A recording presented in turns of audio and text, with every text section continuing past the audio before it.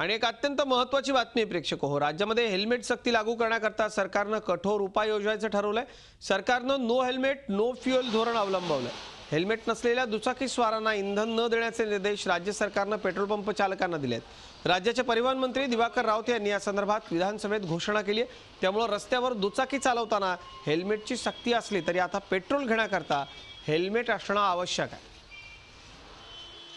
सर्वोच्च न्यायालयाद्वारे नियुक्त केलेल्या रस्ता सुरक्षा समितीने मोटर वाहन कायद्याची काटेकोरपणे अंमलबजावणी करण्याचे निर्देश दिले आहेत। मोटर वाहन कायद्यानुसार दुचाकी वाहन चालकाने व त्यासोबत बसणाऱ्या व्यक्तीने हेल्मेट वापरणे बंधनकारक आहे। राज्यामध्ये दुचाकी वाहन चालवणाऱ्या व्यक्तीस हेल्मेट परिधान करणे कायद्यानुसार बंधनकारक करण्यात आलेले असतानाही हेल्मेट परिधान न केलेल्या दुचाकी वाहनकांना त्यांच्या वाहनामध्ये पेट्रोल पंपाद्वारे इंधन पुरवठा करण्यात येत असल्यामुळे नियमभंग करणाऱ्यांना प्रोत्साहन मिळत आहे।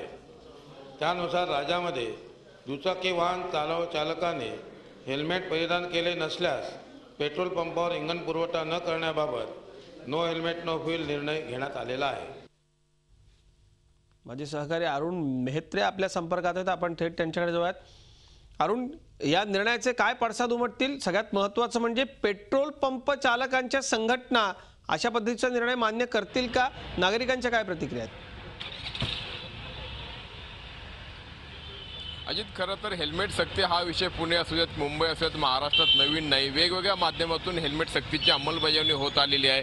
महत्त्वाचं म्हणजे पुण्यासारख्या शहरात जर बघितलं आपण तर याआधी हेल्मेट सक्तीच्या विरोधामध्ये आंदोलन देखील झालेले आहे, किंबहुना हेल्मेटची सक्ती असावी यासाठी कोर्टात देखील लोक गेलेले आहेत। त्यामुळे दोन्ही बाजू या ठिकाणी आपल्याला पाहायला मिळतात। यावेळी नवीन माध्यमातून ही हेल्मेट सक्ती होणार आहे, ते म्हणजे पेट्रोल पंपावरती जर हेल्मेट नाही तर पेट्रोल नाही अशी घोषणा आज परिवहन मंत्र्यांनी केलेली आहे। पुणेकर म्हणून तुम्ही ह्या वाहन चालक आहे, तुमची काय प्रतिक्रिया आहे? तुम्हाला हे पटतंय का?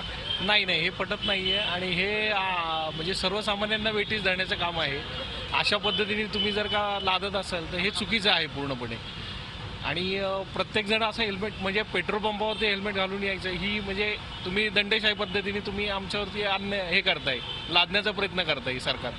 आतापर्यंत पोलिसांच्या माध्यमातून हेल्मेट सक्ती राबवली जात होती, आता मात्र पेट्रोल पंप चालकांच्या माध्यमातून हेल्मेट सक्ती राबवली जाणार आहे।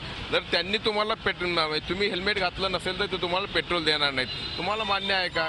पुण्यामध्ये कारण सुरक्षिततेचा भाग, कायद्याचा भाग एका बाजूला आणि दुसऱ्या बाजूला पेट्रोल सक्तीचा विषय आहे। सुरक्षिततेचा जर विचार केला तर ते एकदम योग्य आहे, कारण प्रत्येकाने हेल्मेट वापरणं तितकंच जरुरी आहे। जर पेट्रोल पंपावाले जर आपल्या सुरक्षिततेची एवढी काळजी घेत असतील तर ते आपल्यालाही त्याच अप्रोचने आपण घेतलं पाहिजे। ओके, पण जर पेट्रोल सक्तीसाठी जर इमर्जन्सी कोणाकडे जर नसेल आणि पेट्रोलची तेवढीच जरुरी असेल तर इन केस काही अपवाद म्हणून आपण त्यांना पेट्रोल मिळणार नाही असं तर आपण करू शकत नाही। दोन्ही विचार करता 50-50 जर आपण पर्सेंट दिलं, 50% जर ज्याला खरंच गरज असेल त्याला दिलं तर ठीक आहे, पण जे लोक स्वतःहून त्याला अप्रोच नाही करत आहेत, विरोध करतायत, तर ते चुकीचं आहे। जी जी जी अजित, अशा प्रकारे म्हणजे दोन्ही बाजू या ठिकाणी मांडल्या जातात। जसं मी म्हटलं की दोन्ही प्रकारच्या प्रतिक्रिया आणि दोन्ही प्रकारचे आंदोलन भूमिका यापूर्वी पाहायला मिळाल्यात। एक महत्त्वाचं त्यांनी सांगितलं की इमर्जन्सी केसमध्ये काय करायचं याचं मात्र उत्तर असलं पाहिजे। अर्थात आता जे राबवणारे, जे अंमलबजावणी करणारे ते याचा विचार करतील अशी अपेक्षा ठेवूयात। अजित, खरं अरुण आणि पुणेकर आपल्या आगळ्या वेगळ्या विरोधाच्या शैलीबद्दल महाराष्ट्रात नाही तर जगभरामध्ये प्रसिद्ध आहेत। या प्रतिक्रिया पुण्यामधनं आपल्याला पाहायला मिळाल्या, त्या अपेक्षितच होत्या। दोन्ही बाजू आहेत पुण्यामध्ये। झी 24 तास रहा एक पाऊल पुढे।